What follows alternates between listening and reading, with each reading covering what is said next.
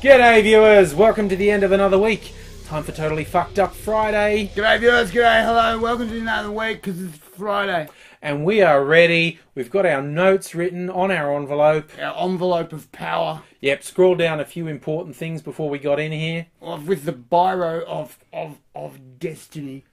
Things sound so much more exciting when you describe them. I have to, because I live in a one-room bedsit, which is my man cave of absolution. Oh, and let us look at what happened this week. First, we did have, being quite nerdy ourselves, the slightly sad news of Leonard Nimoy shuffling off the mortal coil. Which was, he had a good run, he's a good guy, he did good stuff, and good on him. Yeah, and we had the scary scare today of Harrison Ford crashing his vintage plane On a golf course. Yeah, and the initial reports were critical injury, and then they kind of elevated to Harrison Ford tap danced his way off the golf course. I happened to have a look at the picture of the plane on the golf course, and I'm just, because I'm a little bit of an aviation nerd, I saw how he had to have landed that plane, like no power, dead stick landing, right, nothing, and he's like, wow, screamed it in there, snapped it, but then managed, the whole cockpit's fine. He's probably banged himself up a bit, but it's smooth, slick as greased iguana shit, and that's what we like from our man Harrison. And we've got to say, it was a pretty smooth move to land on a golf course where he knew there would be doctors. And there were, not even joking. Right? And, golf course, I'm going to get doctored up. And you know that the doctors would have, like, raced over, plane crash, and then, oh my God, it's Han Solo, quickly. You know they would have been thinking they got the better deal. Yeah. So we're hoping he makes a speedy and full recovery, not least because, I have to admit, I rewatched the teaser trailer for the Star Wars movie coming out in December, and I was slightly disturbed at how visceral my reaction was, how much I want that to be a good movie. It would be really good if it was. Yeah, and there are rumours that Han Solo dies in it. So if that's actually what's going to happen, and that's only a completely unfounded rumour at this point, I'm sure if that is in it, the filmmakers, when they heard of Harrison Ford crashing a plane, were terrified, like, oh God, we can't kill Han Solo if you... Oh God, it can't be. But hopefully Harrison's going to be okay, because we can't lose two sci-fi icons in 1 week. No, you can't, because that would be wrong. Yeah. So let's move on to our normal sort of topics. Totally fucked up. Namely, sterling, wonderful people from the Australian federal government. Oh yeah, they're ours, they're yours, they're mine, they belong to us. And someone who we haven't picked on quite as much as others, one Barnaby Joyce. Oh, he's a character, isn't he? He's a lad, he's a man, he's a boy from the bush, and he's back in town. He was in Queensland, and then he got moved to the seat of New England and New South Wales. But prior to him was an independent Conservative, Tony Windsor, who, shock horror, supported Julia Gillard over Tony Abbott, because on balance he said, well, that Abbott's a cunt, isn't he? He's an asshole, and Abbott's come in and said, you're going to do what I want and suck my cock, and Julia's come in with 3 dossiers of stuff going, look, I can only offer you this much now, but if you do me a deal, I can do better stuff for you later. Yeah. And so Windsor's going, I wonder what I'm getting more fucked as. And so, yeah. And seriously, if you're an Aussie who uses Twitter, it's worth following Tony Windsor. I do. He is a man of... I'm sure he and I disagree on an enormous amount of topics, but he's a man of integrity and insight for all that. And one of the things he did, he said certain mining operations, particularly coal seam mining, also known as fracking, possibly could really damage the water table and affect farming, and his prime constituents were farmers. So he said, we don't know enough about it, so we'll just pause it while we're researching it. Don't just go crazy with it. We'll just pause this bloody stuff. We'll just slow it down. Stop it. So, the current federal government have decided that's a bullshit idea. Bullshit idea, because mining is good. Mining is good. What you get is rocks out of the ground, and then you give them to other countries. And that's how it works, isn't it? Yeah. You just give them away. And there's a particular mine that a Chinese company called Shenhua, which I'm probably pronouncing wrong, but they invested like $700 million buying up land, buying up rights. Which is more than me. Yeah, that is approximately $699.999 million more dollars than we've got to splash about. Yeah. Yeah.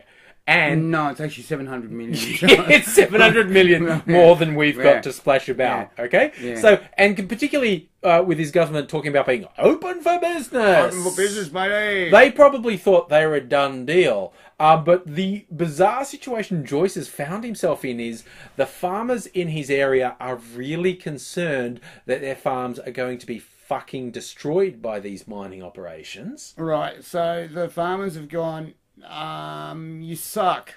And so what's happened? Joyce has encouraged the Environment Minister, Greg Hunt, to invoke Tony Windsor's rule about water protection. The rule that they said must be abolished. It's horrible. It's got cancer. It sucks and gives poof to people. So on the one hand, they've said must be abolished. On the other hand, they've said let's use it. And on the third hand, the thing that really complicates shit is like this company, foreign company, has invested $700 million. Are we really going to tell them to fuck off? What's that going to do to other investors if we do that? And they're like going, what do we do? What do we do? What do we do? What do we do? We, look over there, it's the Labour Party. The weirdest part of all is this entire thing might be made utterly irrelevant by China's shifting priorities. Namely, they have point blank said they want to stop using coal. No more coal. And this is at a time when Australia mining's going, oh, you got to get more coal, got to get more freaking coal, coal's fucking it, coal's the go, and everyone else is going, coal sucks. It's like, if you've seen all those pictures of everyone choking to death in China, of not being able to see 5 feet in front of their face in China, China's gone, this is kind of shit, isn't it? This. We've had enough of this shit. We've got nuclear, we've got solar, we've bought Australian solar, we've bought all the Australian solar scientists, we've bought all the Australian wind scientists, bloody, we've got wave power from Australia. Fuck it, let's not do coal, because that's expensive and shit. So China, from the premier down, have categorically said, less coal, more wind, more solar, more other renewables. It is just the most bizarre situation. Happily, here in Australia, however, our government has seen the writing on the wall, and they know that the renewables industry is shit, and they don't want to put any money into it all. We are investing heavily into money, rocks, and giving them away. These guys have actually launched an inquiry into, do wind turbines make people feel bad? I'm not fucking joking. They are spending money on do wind turbines upset people. Macerated some water with a bit of wind turbine, and there was a horrible sickness in a baby 3 streets down the road. It could be something. Could be something in this. So, okay, Barnaby Joyce, a different topic for us. Let's go to our usual topic. Tony fucking Abbott. Tony Two Tonks Abbott. Oh my god, this week, the last week or so, Captain. He's been doing the most bizarre fucking shit. Like the standard thing of an Australian politician, I'm going to stand up, I'm going to make a speech, love Australia. It's going to be a flag either side of me while I talk, okay? Usually, now, this started a long time ago with one flag and the flag of either the state or the territory on the other side, because that was polite, okay? Yeah. Now they've buggered that off in the Howard years. You don't need the state or territory because Australia, right? You need 2 flags because you might get confused as to where the fuck you are, right? So you got one Australia flag and you go, oh, shit, there's only one Australia flag. Shit, angry, where am I? Oh, no, there's another Australia flag. There's another Australia flag. Oh, cool. No, we know where we are. So now it's standard for politicians of all stripes to have 2 Australian flags, one outside. Now, Tony Abbott, out of the blue, fuck knows why, fronts up to one of his press conferences. He's got 4 Australian flags. 4. 2 either side. Again, everyone's going, because you need lots of Australia when you got 2 Tonks Tony doing Australia. So everyone's going, yeah, good on you, mate. Good on you, Tones. Then, about a week later, he fronts up to another press release. He's got 6 Australian flags behind him. Everyone's going, what the fuck are you doing? Mate, and then we're not that confused. Are you that confused? Yeah, right. If you're that confused, why are you the Prime Minister? Matey, spill. This week, I shit you not, he fronted up to a presser talking about the terrorists, the Browns, and how they're going to hurt us. Oh, bloody Browns. He had 8 flags behind him. At this stage, he's just taking the piss. I mean, okay, next week we're going to see 480 flags. The week after that, we're going to see a poll, a flag-led recovery. It's almost like he's flagging so badly in opinion polls, he thinks flag polls are going to save him. Except I think he's going to create some sort of flag singularity that'll collapse in on itself. That'll be the thing. It'll be right with, so Turns, is the spill really happening now? No. Look at the million flags behind me. I've got flags. Don't worry about it. And the flags will just swamp him and then just collapse and he'll be gone. Yeah. And in fact, you could say he could be saving the Australian economy single-handedly with his flag purchases if they weren't all made in China. Which, you know. They are. Which they are. So, you know, what are you going to do? Yeah. But what else is good about Australia? Mental politicians and wildlife. That's what we have. Wildlife in Australia is unique. Yep. And now, there's been a selfie story this week, a big A+ awesome selfie story. Selfies with quokkas. If you've never seen quokkas, they're awesome. They're a marsupial that looks like a weirdly oversized rat. They're kind of like, they kind of look like a rat that's swallowed a soccer ball. Yeah, except they appear to smile all the time. They do. They're weird. They're like, you come up and you're like, you know, they've got resting bitch face, and then you go, hey, Quokka, and they go, Ning. Like, and they smile at you. It's like, whoa, okay, buddy, what do you need? So they became social media darlings in the last couple of years because they appear to smile all the time. Now people have started taking selfies with them going, so it's like human going, and Quokka going, and it's just all kinds of perfect. It's like everyone now suddenly loves the selfie if it's got a Quokka in it. So, you know, that's the thing. But the same week that the Quokka selfies took off, we learned of a bit of, well, what I can only call Darwinism in action. Yeah. Actually happening in and around the city of Darwin in Australia's Northern Territory. Perfect. There was a bit of perfection there. People posing for selfies with crocodiles. See, no. See, no. See, no. No. See, there are two kinds of crocodiles in the north of Australia. There really are. There are the freshwater crocodiles, smaller, narrow snout, not a huge amount of interest in eating humans, okay? Relatively safe to be around. Relatively for a prehistoric monster with lots of pointy teeth. Yeah, we say relatively for a given value of relatively, okay? Relatively safe, like, you know how you can run around inside an on-microwave oven for a relatively short amount of time? Right. You know how, like, shooting yourself in the leg is relatively safe compared to shooting yourself in the face? Right, this is the relatively we're talking about. Okay, because a saltwater crocodile fucking looks at you like a meal, okay? And they do take people. Like, there's usually a couple of years. They fucking enjoy taking people. They take the piss when they take people. Yeah. So, people have been... One thing both freshies and salties do is sit completely motionless for long periods of time. And I mean up to hours at a time. You can look at these fucking things and think they're stuffed. You think they're not real. I've seen them in an aquarium, and I thought they had fake crocodiles in there because they're sitting there with their mouth open for extended periods of time without moving. But they do that. But then they're prone to these little bursts of motion. They can cover 50 metres way faster than a human. Oh, and I mean time. Usain Bolt. Usain Bolt's not giving it that. He's giving it that. Yeah. So, when these people taking selfies with the freshwater crocs, thinking, they're harmless, right up to the point, see, a freshie might suddenly think that you are a threat to it, and it might lash out defensively. And when a freshwater crocodile lashes out defensively, it's like 30 kitchen knives lashing out defensively. Okay? Now, they're not gonna kill you, No. but they're gonna fuck you up. And, of course, remember, you're also in the north of territory, the north of Australia, where the lovely tropical diseases live, so the infection is going to be one of those really cool purple and green jobs which will make your blood go septic and die. Yeah. So you've got to go into a hospital, and you'll be there for months and months and months getting unfucked up because, I took a photo with a freshie, and the nurses will laugh at you. Yeah. And this same tourist area where people have been doing the freshies selfies, which the authorities have been trying to talk them not to. As recently as 2 years ago, they caught like a 4.5 metre saltwater crocodile in this same spot. This is a 15-foot prehistoric killing machine. Right, you will recognise the saltwater crocodile by a couple of very distinctive features. Firstly, his head is a lot wider, he's a lot fatter and bigger, and thirdly, you will shit yourself. Yeah, I have seen these guys. They are big, they are scary.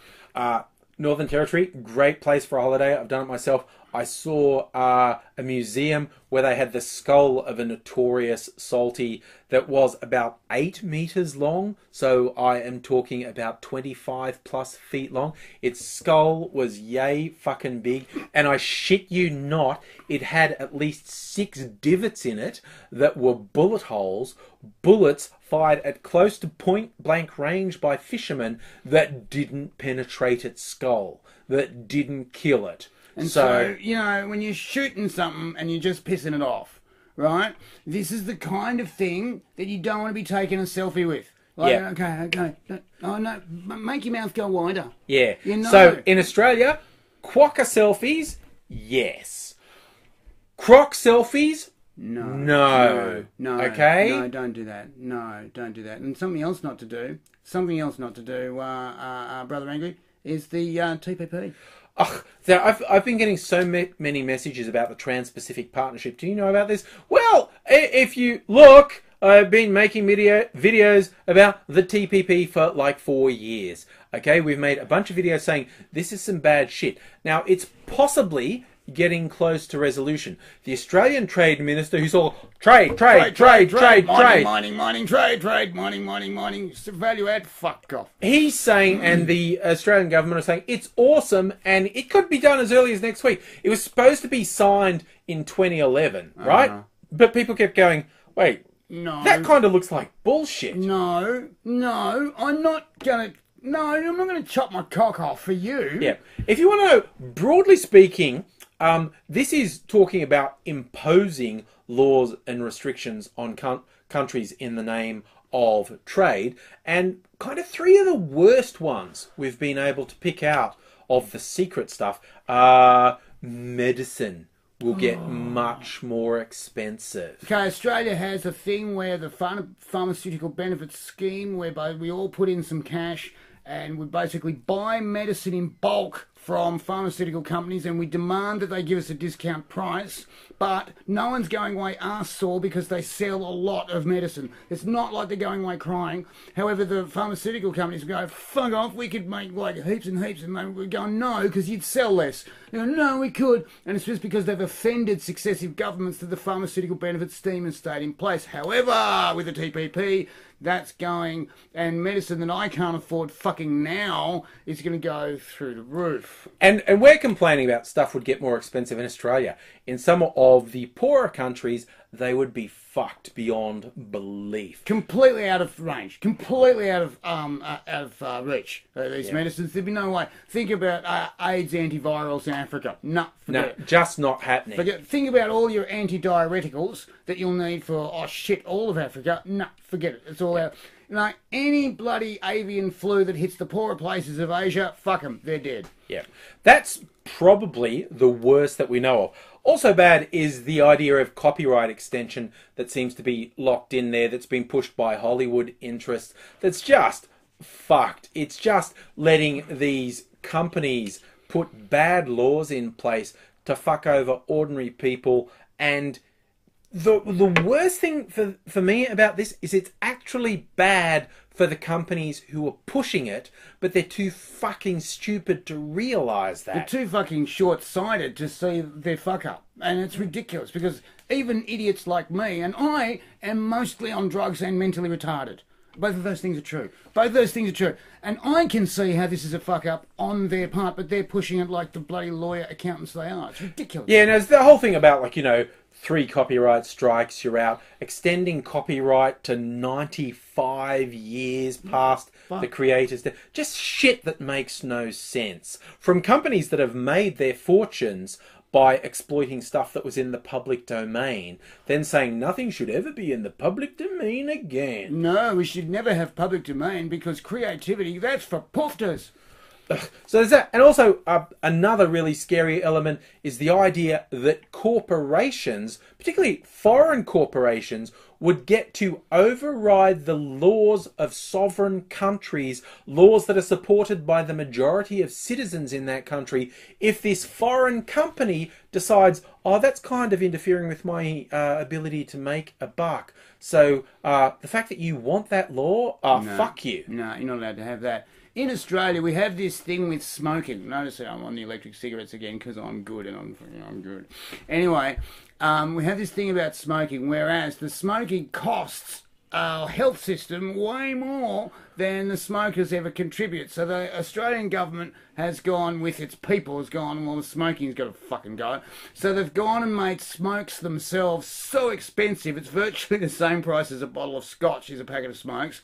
And then the other thing they do is they turn around and they go, right, look, you're buying cigarettes, and they give you these packets of cigarettes in shit brown, and they call it unflattering khaki green, but it's really shit brown packages with pictures of disease on them saying, you're going to get this friggin' disease, you're going to die and stuff, you're a dick.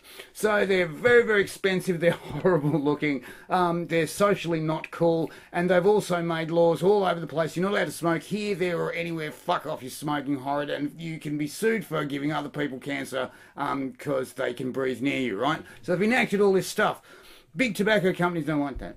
No, and that's one of the big examples of it. But yeah, the concept of a free trade agreement that means, a foreign company can tell your country what laws it is and isn't allowed to have. That is beyond fucked. And if you want to know the real topper to this whole thing, like it's been going on for 5 years or more, it's been going on in secret. The